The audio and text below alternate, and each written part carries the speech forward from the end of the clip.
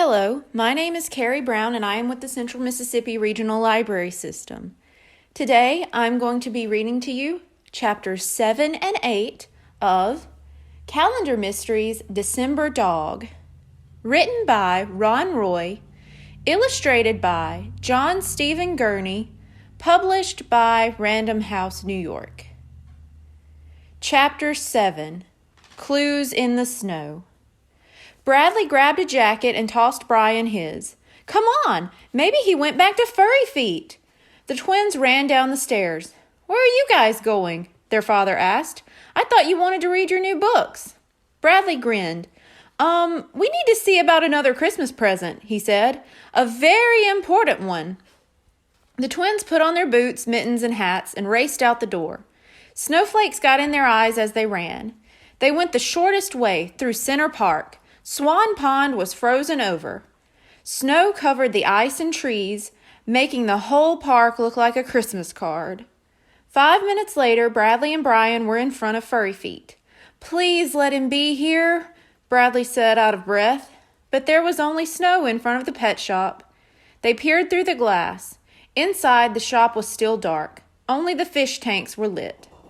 The hamsters, ferrets, and mice were sleeping. Where could the puppy be? Brian said.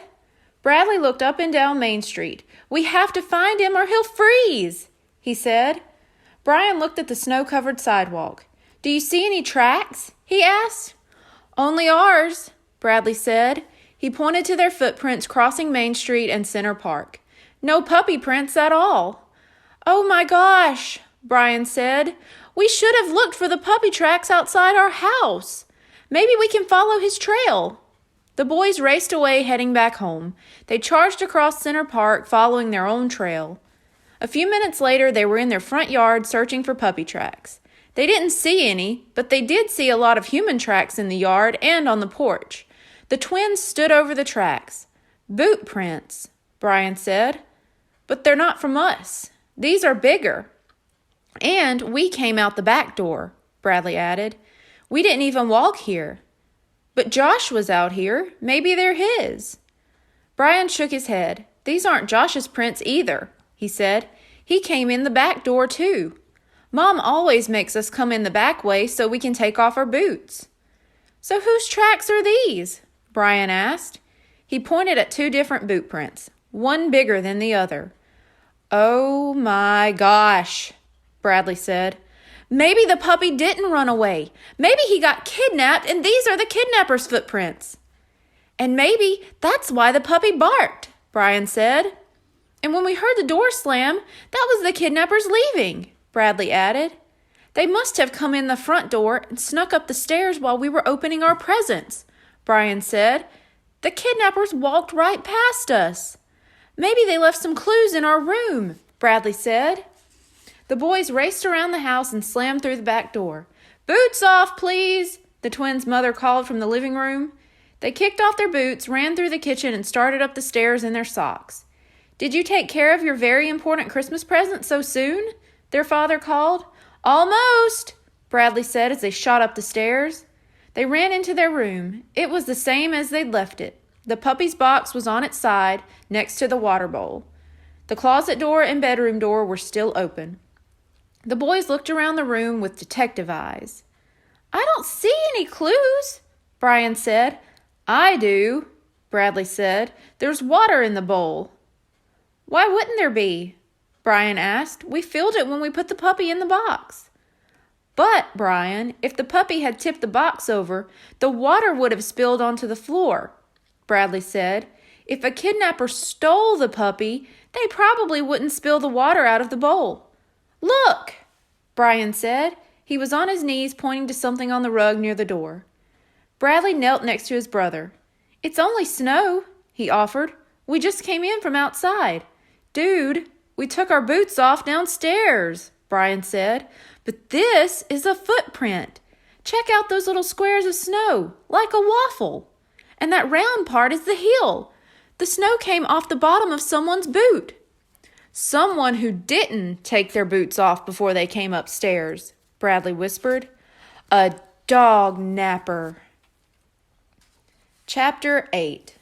Dog Napper. "We have to tell Officer Fallon," Brian said.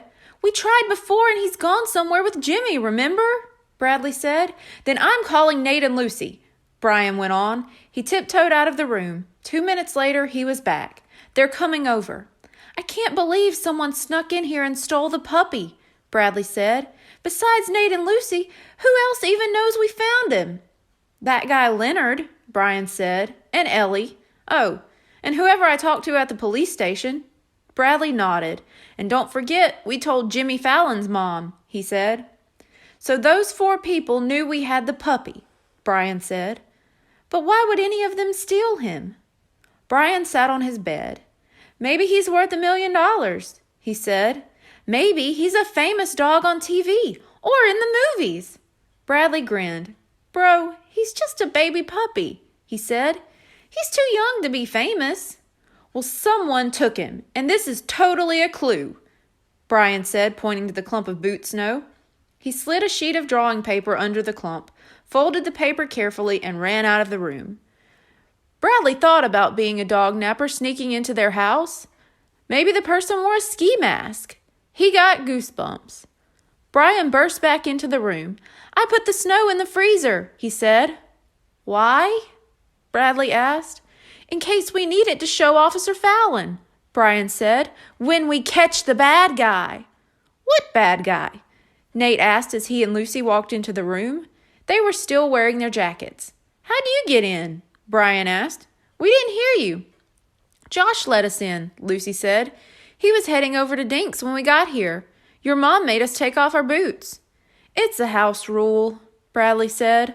"What bad guy?" Nate asked again. "And why wouldn't you tell us anything on the phone?" Lucy asked Brian. "You said it was an emergency." "What bad guy?" Nate asked for the 3rd time. Bradley opened the closet door. "The bad guy who stole the puppy," he said. Nate and Lucy stared at the empty box. "Someone stole the puppy?" Nate yelped. "When did it happen?" Lucy finally asked. "We just left him in the closet a little while ago." Bradley explained how they'd been downstairs eating popcorn and opening presents. "We didn't see or hear anybody," he said.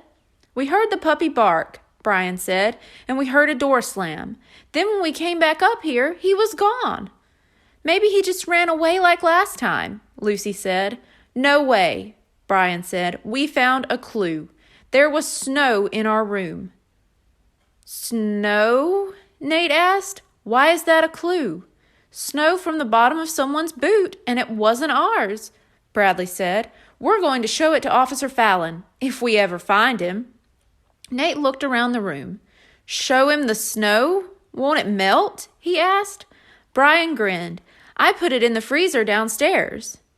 "You think whoever took the puppy left the snow?" Lucy asked. "How will it help Officer Fallon find the crook?" "It's in a pattern," Brian explained. "Little shapes like you see on the bottom of boots and sneakers. Detectives on TV check out the soles of shoes and boots all the time." "My boots have little triangles on the bottom," Lucy said. "Brian's and mine have zigzags," Bradley said. "Can you show us the snow?" Nate asked Brian. "Sure, let's go downstairs," Brian said. In their stocking feet, the 4 kids crept downstairs. They could hear Christmas music coming from the living room. In the kitchen, Brian opened the freezer. He carefully pulled the folded drawing paper out from behind some frozen peas. "Just take a quick peek," Brian said. "I don't want it to melt." He unfolded the paper. The 4 kids stared at the boot print. They saw a bunch of squares of snow. Anyone could tell it came off the bottom of someone's shoe or boot. Nate started to laugh. "Dude, that's no dog napper. That came from my sister's boot. She leaves clumps just like this all over our kitchen floor." Thank you. Be sure to tune in next week for chapters 9 and 10. Goodbye.